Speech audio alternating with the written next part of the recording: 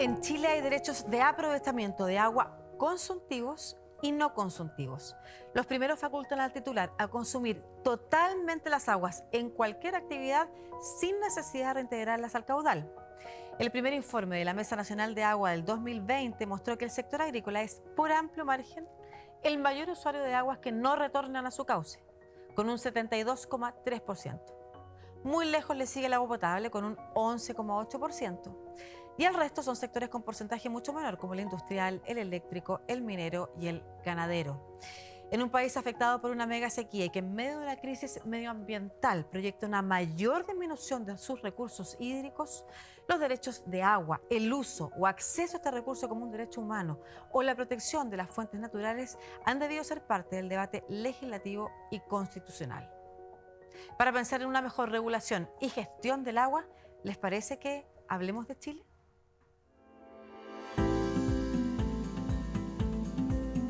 Estamos perdiendo animal día a día. Ya no nos quedan recursos, no queda nada ya. Tenemos que juntar agua en fondo para poder bañarlos con un jarrito. Entonces no tenemos la ducha ahora. No tenemos agua que no lo alcanza para que suba a la ducha para bañarse. Uno de los problemas más importantes es la gestión, cómo administramos el agua. Bienvenidos, bienvenidas a Hablemos de Chile, este programa de la Pontificia Universidad Católica de Chile y 13C, en el que conversamos de temas que están hoy en la contingencia, que son importantes y urgentes de abordar. Muchos de ellos se abordan de manera más lenta, los percibimos menos grave de lo que son. Me parece que ese podría ser el tema de hoy. La crisis hídrica, la gestión del agua, cuando probablemente muchos de nosotros o nosotras no vivimos la realidad que estábamos viendo en el video. Abrimos una llave y nos sale agua, nos duchamos largo, regamos todavía, vemos cómo se riegan los parques. Quizás el problema es mucho más grave y sobre la crisis hídrica, la gestión de las aguas, vamos a conversar hoy con nuestros invitados, a quienes voy a presentar de inmediato. María Cristina Fangu, científica medioambiental y profesora del Departamento de Geografía de la Universidad de Chile. ¿Cómo estás, María Cristina? Muchas gracias por estar aquí. Muchas gracias por la invitación. Y también con Alejandro Vergara Blanco, que es profesor de Derecho Administrativo y director del programa de Derecho Administrativo de la Universidad Católica, especialista también en materias de derechos de agua, ¿no es cierto? Que también es algo que vamos a estar abordando hoy día. ¿Cómo estás? Muy bien y muy contento de estar aquí en este programa. Muchas gracias a ambos. Vamos a partir hablando de la crisis hídrica. ¿Qué es una crisis hídrica? Cuando yo decía hay realidades distintas a lo largo del país. ¿Cuál es la realidad del agua hoy en Chile, de este recurso? Ok, para responder eso hay que tener en cuenta dos cosas muy importantes. Primero, la geografía chilena, ¿no? Un país que se extiende de norte a sur con disponibilidad hídrica muy diferenciada. Y en segundo lugar, la estructura social del país, ¿no? Según el nivel socioeconómico de las personas con las cuales tenemos en cuenta para pensar la crisis hídrica, sus realidades son muy distintas. Por ejemplo, una familia de alto nivel socioeconómico está viviendo su realidad hídrica, podríamos decir, muy distinta a una familia rural con menores recursos que depende, digamos, de producción agrícola, ¿no? Entonces, pero en general en el país sí estamos atravesando una crisis hídrica, la cual se manifiesta principalmente con el agotamiento de fuentes que eran tradicionales para el abastecimiento de agua. El Código de Agua y la legislación sobre agua en Chile es bien particular, ¿no es cierto? Y estuvo el año pasado discutiéndose incluso en el Congreso. Desde ese punto de vista, Alejandro, ¿compartes la visión de María Cristina? La visión de María Cristina es crítica del Código de Aguas y le asigna a una regulación específica la responsabilidad por ciertos problemas de desigualdad en la distribución de agua, creo entender. Entre otros, Claro. estaba también el clima, la situación geográfica. Yo quisiera hacer una presentación más general del tema, pues el agua es un insumo muy importante para la vida en primer lugar y por lo tanto para la subsistencia. De ahí que el agua requiere ciertas regulaciones que aseguren, en primer lugar, que esté disponible para todas las personas. Y las personas las necesitamos tanto para usos, por llamarlo así, urbanos, para quienes vivimos en las urbes.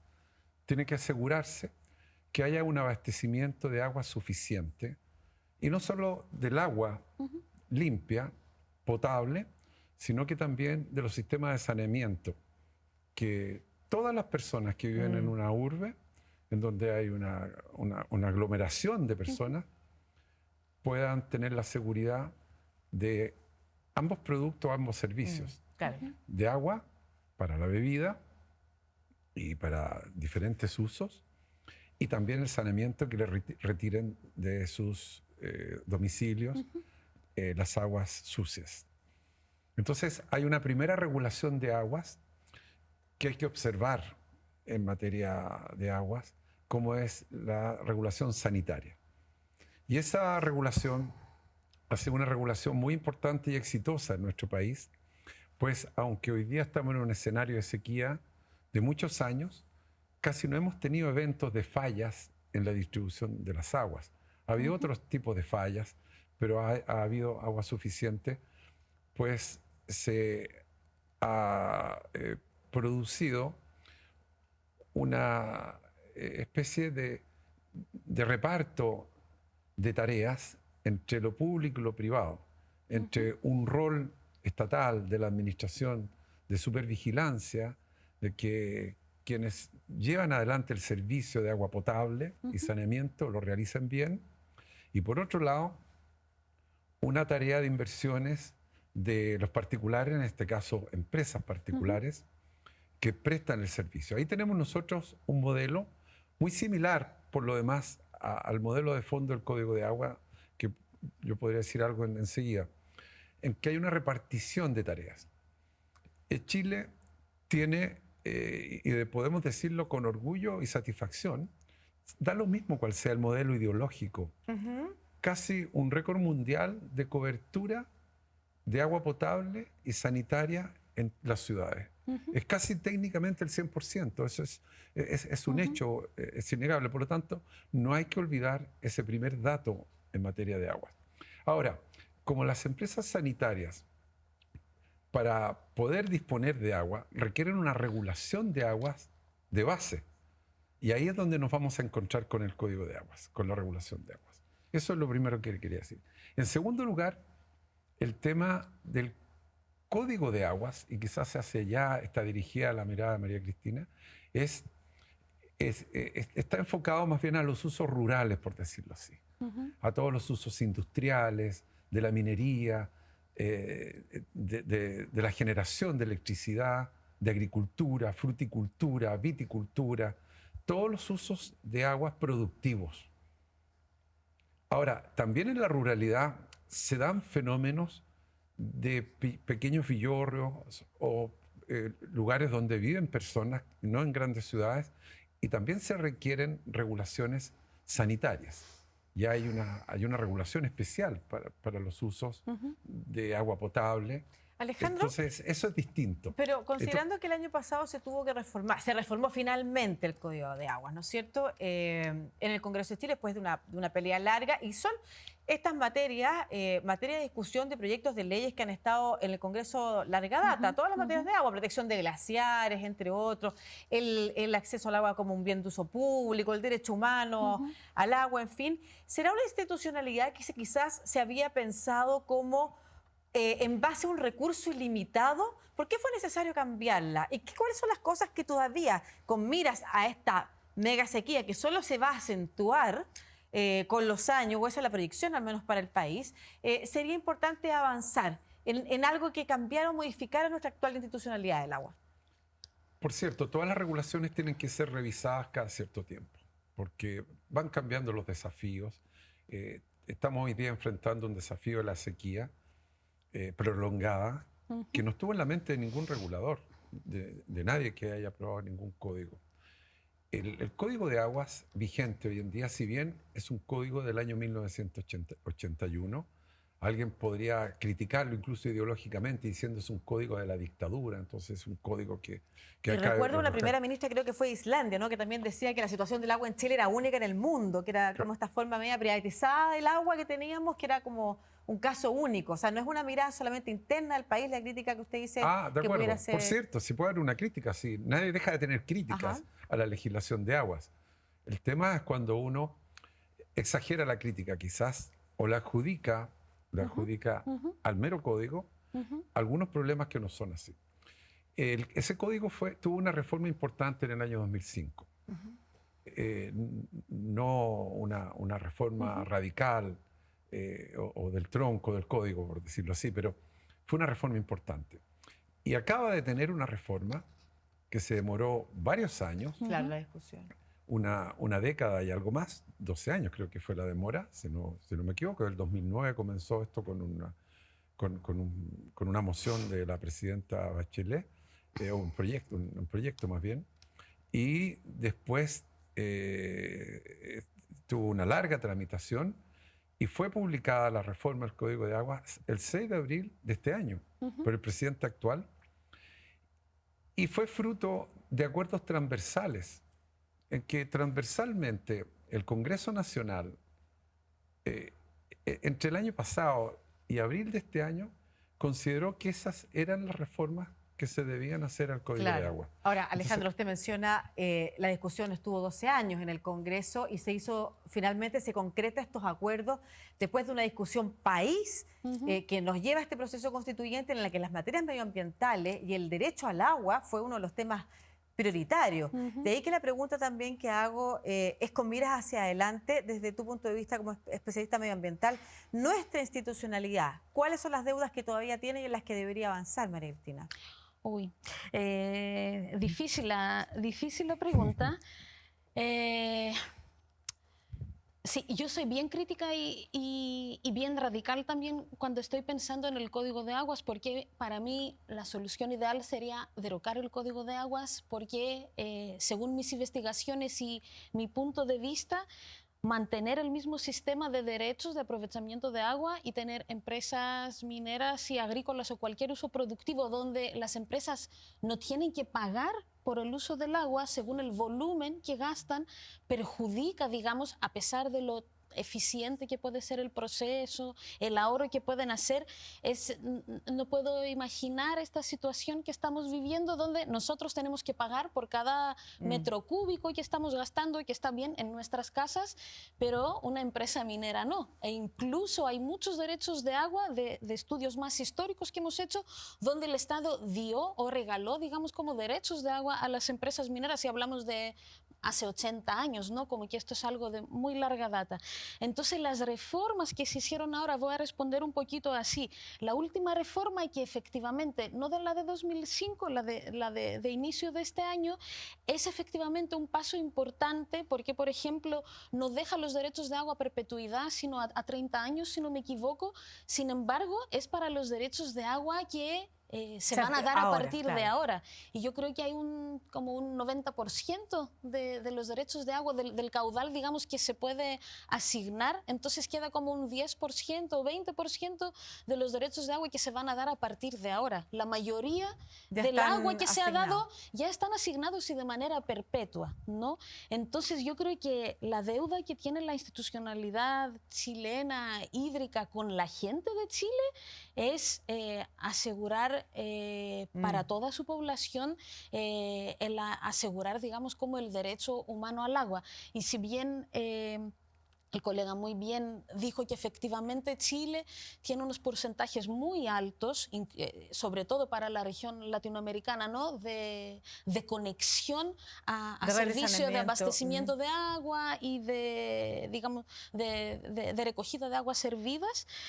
Sin embargo, también hay muchas realidades, y allí me voy a poner muy exigente, porque efectivamente, como Chile es un país muy desigual, siempre hay que buscar estas comunidades y estas personas que no están en el foco principal. Exactamente. Entonces, por ejemplo, ¿qué pasa con las 80.000 familias que viven en campamentos y están en estas zonas urbanas y periurbanas? Esto es, yo sé que nos lleva quizás a otra discusión, pero existen estas familias sin acceso al agua, sin acceso a la energía, que vemos todo el rato, inundaciones, incendios, ¿no? Esta informalidad en la que viven. Y por otro lado, en las áreas rurales también hemos visto no sé cómo uno, no me acuerdo bien del porcentaje, pero las familias que se abastecen con agua por camiones aljibe, ¿no? Eso también es una realidad como muy importante que escapa un poco del área Perfecto, urbana. María Cristina. O sea, como que la realidad promedio puede ser positiva, pero Exactamente. y pensando en el futuro, una desigualdad muy grave y hay que empezar a pensar entonces cómo vamos a gestionar este recurso que va a ser cada vez más escaso y vamos a conversar también sobre las propuestas que podrían venir, por ejemplo, en una nueva constitución que se han estado discutiendo también. Eso en el próximo bloque, pero no se vaya porque le tengo como siempre un dato antes de irnos a la pausa. Antes de irnos a una pausa, te invito a revisar estos datos. Según el balance hídrico nacional realizado por la Dirección General de Aguas en el año 2018, Chile es uno de los países que sufrirá una mayor disminución en la disponibilidad de recursos hídricos. Respecto del periodo 2030-2060, las predicciones son inciertas en la zona norte del país, mientras que en la zona central disminuyen entre un 6% y un 10%. A su vez, podrían aumentar en hasta un 5% en la zona austral comparado con el periodo 1985-2015. Te invito a seguir en sintonía. Ya volvemos con Hablemos de Chile.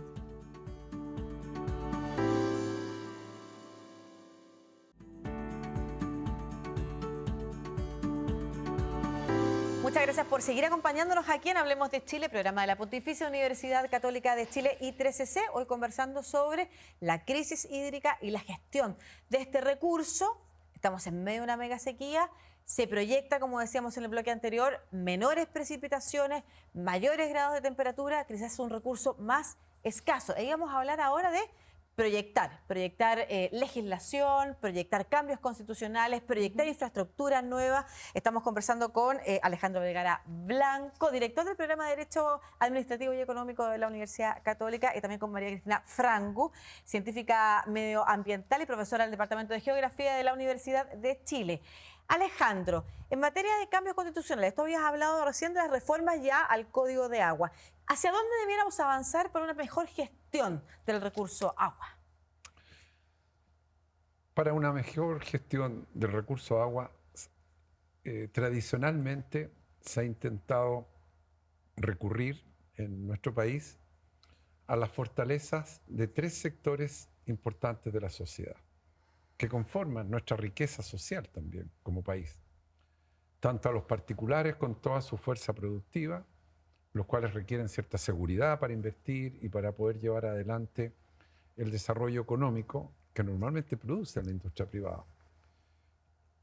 Inmediatamente también es necesario un Estado fuerte, con la administración, para poder guiar a veces a los particulares y que estos no abusen, que estos no actúen con ciertas conductas que puedan llegar a ser caóticas. Si pudiera ejemplificar.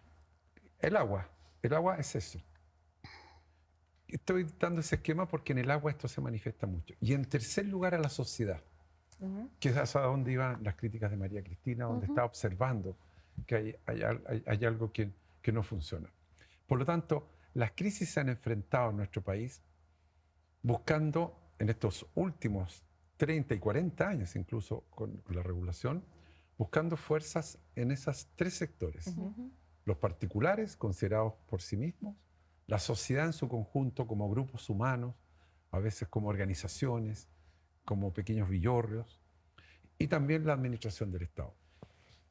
Y yo observo un cierto equilibrio que se puede ir manifestando en ciertos sectores de un modo distinto, que hay que reequilibrarlo con algunas reformas.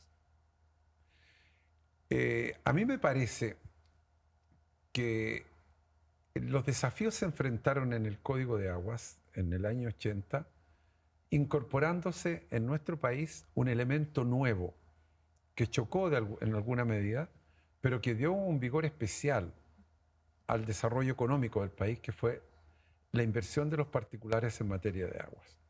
Eso es lo que explica el desarrollo de la viticultura, la fruticultura, la agricultura.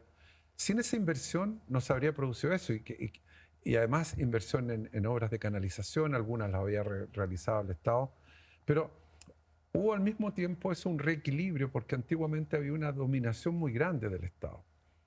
Pero tiene que haber unos reequilibrios. Digo esto porque me preocupa a mí que en las soluciones que se están dando en el borrador de Constitución, el péndulo de nuestro país pareciera que se quiere llevar hacia la dominación estatal y dejar a los otros elementos muy minimizados. En este momento, en la ruralidad, existen algunos elementos de participación social que son muy importantes en materia de agua, porque los ríos y las canalizaciones son al mismo tiempo un encuentro social. Y ahí se encuentran los grandes regantes con los pequeños regantes y los medianos regantes. Y se encuentran también en todas esas asociaciones de agua potable rural, también todas las necesidades sociales. Esa es una parte del problema, pero se requiere una buena gestión. Lo que yo me pregunto es si con esa tendencia que yo observo en el borrador de Constitución de crear una gran agencia de las aguas que va a subsumir en sí misma todas las competencias y va a cercenar y debilitar a la participación social e individual de los particulares, podría ser una buena solución para enfrentar los desafíos. Yo creo que los desafíos hay que enfrentarlos unidos, porque la solución que está dando el borrador de Constitución ya todos lo sabemos. En primer lugar, se intenta debilitar de un modo ostensible las titularidades privadas de los particulares en los derechos de aguas. Los particulares hasta ahora tienen derechos de aguas indefinidos, y no solo los particulares, las grandes empresas, todo tipo de titulares. Esos derechos tenían la protección del derecho de propiedad y eran derechos reales. Iban a ser transformados en autorizaciones administrativas, quedan totalmente debilitadas, van a ser incomerciables y por lo tanto los particulares no se van a sentir con la seguridad como para seguir invirtiendo y al mismo tiempo ellos pudiendo dar soluciones al problema. Veamos lo que dice María Cristina. Yo solamente me quiero remitir a un artículo que está en el borrador, el 143, que dice: el Estado asegurará un sistema de gobernanza de las aguas participativo y descentralizado a través del manejo integrado de cuencas. Y esto lo menciono porque además de la Agencia de Agua también está el Consejo de Cuencas que se crea en este proyecto de nueva Constitución, que entonces permitiría la participación también social o de la ciudadanía también. ¿Qué opinas tú de la crítica que hace a esta posible nueva institucionalidad, o al revés? ¿Cómo piensas tú que debiera ser, hacia dónde deberíamos avanzar con una nueva forma de manejar? Ok, en primer lugar estoy de acuerdo que es muy necesario revisar, digamos, los marcos legales que rigen la gestión de los recursos naturales y en este caso el agua. El Código de Aguas, ideología aparte, ¿no?, se creó hace 40 años en un momento donde la demografía, la economía, la disponibilidad hídrica, el régimen hidrometeorológico era muy distinto a lo que es ahora. Entonces tenemos una ley que ve a la naturaleza como algo estático, como si la gente pudiera extraer el derecho que les asignó durante 50 o 100 años más. Y de recursos ilimitados. Exactamente. Y no sé si eso no estaba considerado en el momento, pero hay científicos que están hablando desde los 70 sobre los límites de la naturaleza y cómo tenemos que cuidar los recursos naturales y poner un freno al desarrollo económico o tener un desarrollo económico sustentable según, no sé, la terminología, ¿no? Con el fin de no agotar la naturaleza, que es lo que está sucediendo actualmente en Chile. En segundo lugar, sobre el tema de los derechos de aprovechamiento de agua, yo no sé si transformar los derechos de aprovechamiento de agua va a disminuir el interés para invertir en Chile y si proteger los recursos hídricos del país significa desincentivar la inversión. Quizás teníamos que dar una vuelta de qué tipo de desarrollo queremos tener y qué tipo de relación queremos tener con los inversionistas y la gente que vive en las zonas grises, por ejemplo, para dar así un ejemplo un poco exagerado. Yo creo que lo que necesitamos son nuevos paradigmas, quizás, ¿no? Más allá de hablar de gobernanza de agua, más hablar de una gestión sustentable. A mí me ha gustado en particular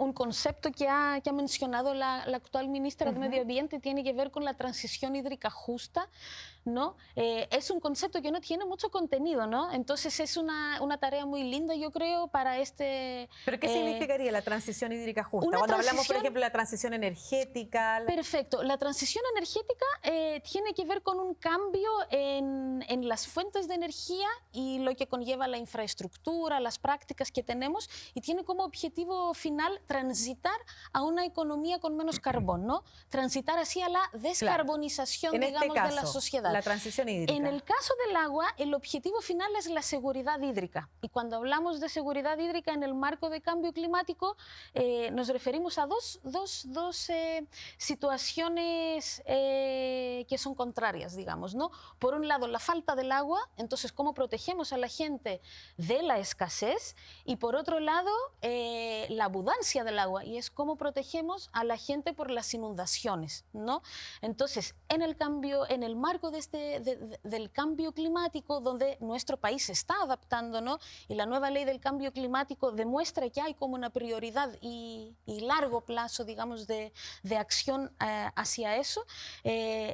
La transición hídrica justa yo creo que trae o puede traer un marco para llevarnos a la seguridad hídrica y en estos cambios que se están sucediendo, proteger toda la población en Chile. Claro, recogiendo un poco lo que decía Alejandro, probablemente alguien visualizó que esa fórmula del Código de Aguas en su momento, por las características del momento, las necesidades que tenía Chile, podría ser un buen producto que potenciara cosas que estaban al debe, como la cobertura, por ejemplo, el saneamiento, Claro. el acceso a agua potable, pero hoy estamos en un escenario distinto. Y ese escenario distinto quiero que lo veamos también en la siguiente cápsula con la que nos vamos a la pausa y a la vuelta seguimos conversando aquí en Hablemos de Chile.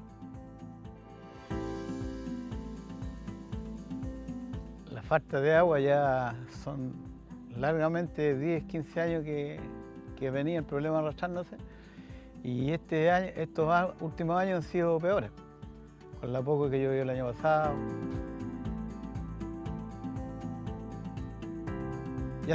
Aquí se secaron las napas de los pozos, las napas ya están a 80 metros de hondura. Nosotros en el grupo nuestro tenemos un tranque, y ese tranque lo hemos tenido que estar como con lágrimas de Dios ahí, poder echarle un poco de agua, porque tampoco llega agua en el canal. Este último año fue el año más complicado del agua porque se secó el río. Y al secarse el río, era lógico que no iba a venir agua por los canales.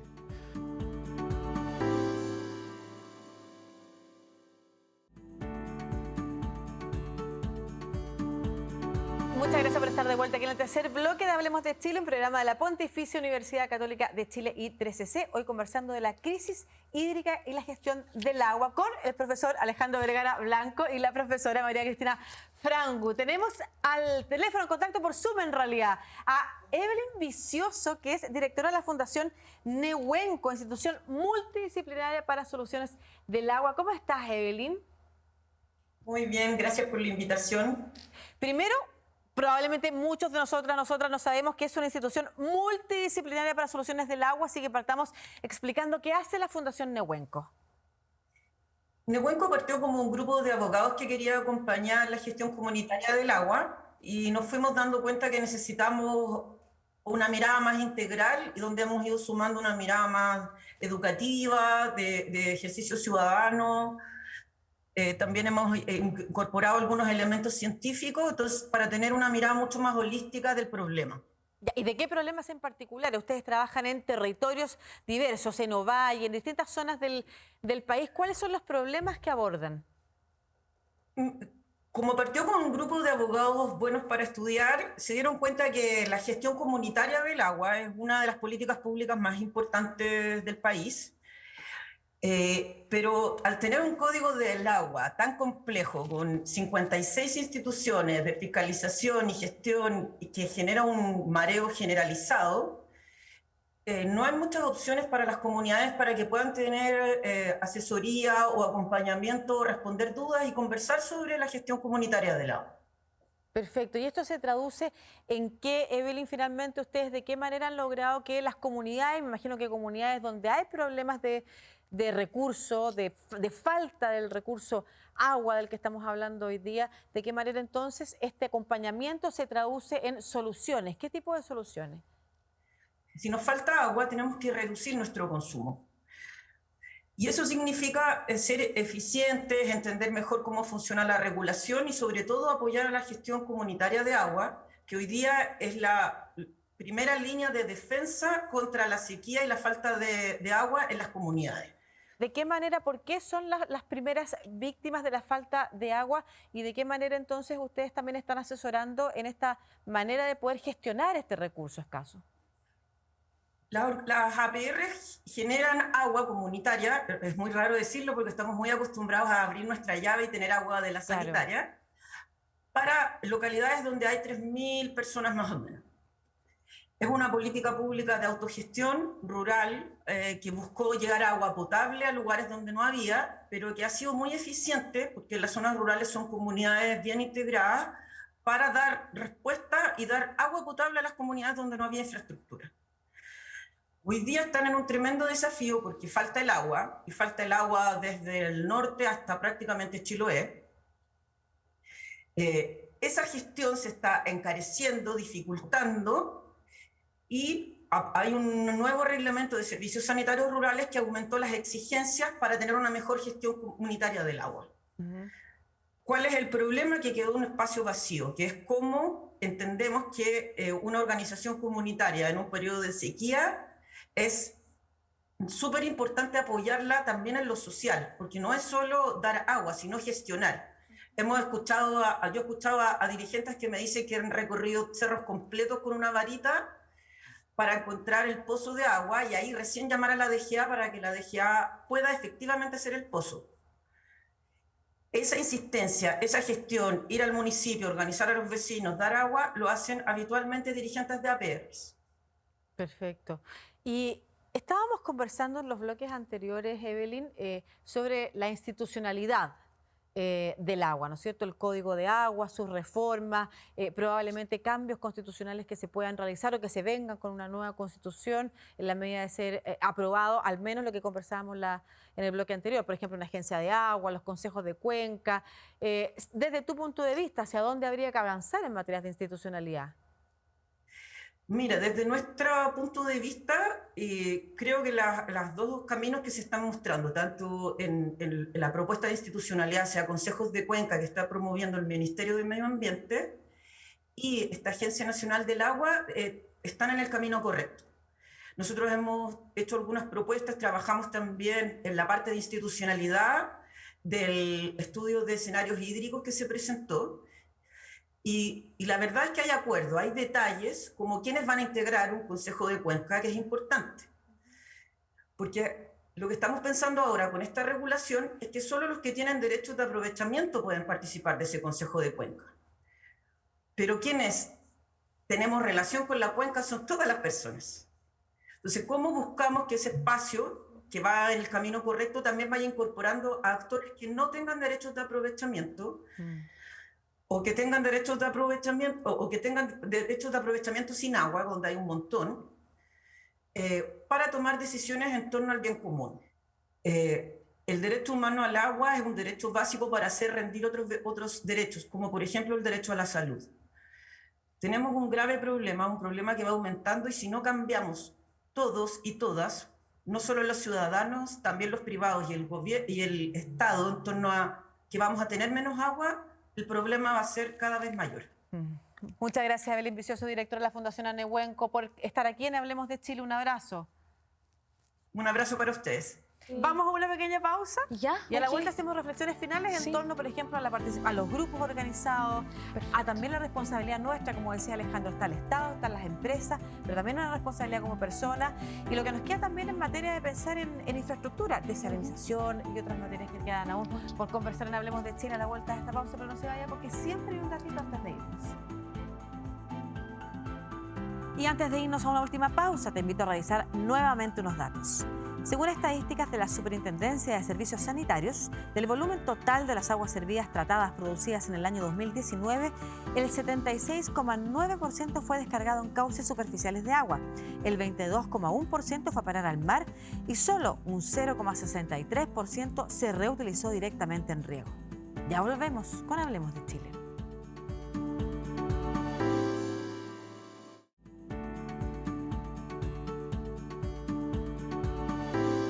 Muchas gracias. Estamos en el último bloque de Hablemos de Chile, hoy conversando de crisis hídrica y gestión de este recurso con los profesores Alejandro Vergara Blanco, director del programa de Derecho Administrativo y Económico de la Universidad Católica, y María Cristina Franco, científica medioambiental y profesora del Departamento de Geografía de la Universidad de Chile. Nos quedan las reflexiones finales y aportes también finales para nuestra audiencia. Partamos con usted, Alejandro.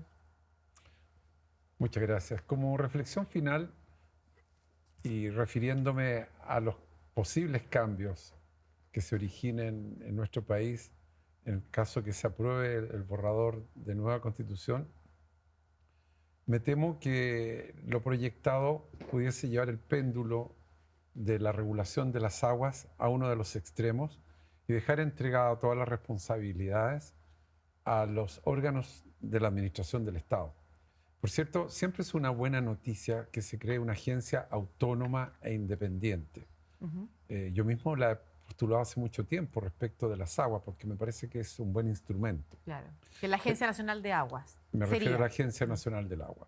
Pero el problema que se puede producir con una agencia que acumule demasiadas potestades y en un escenario en que las otras instancias de la administración de las aguas queden realmente minimizadas.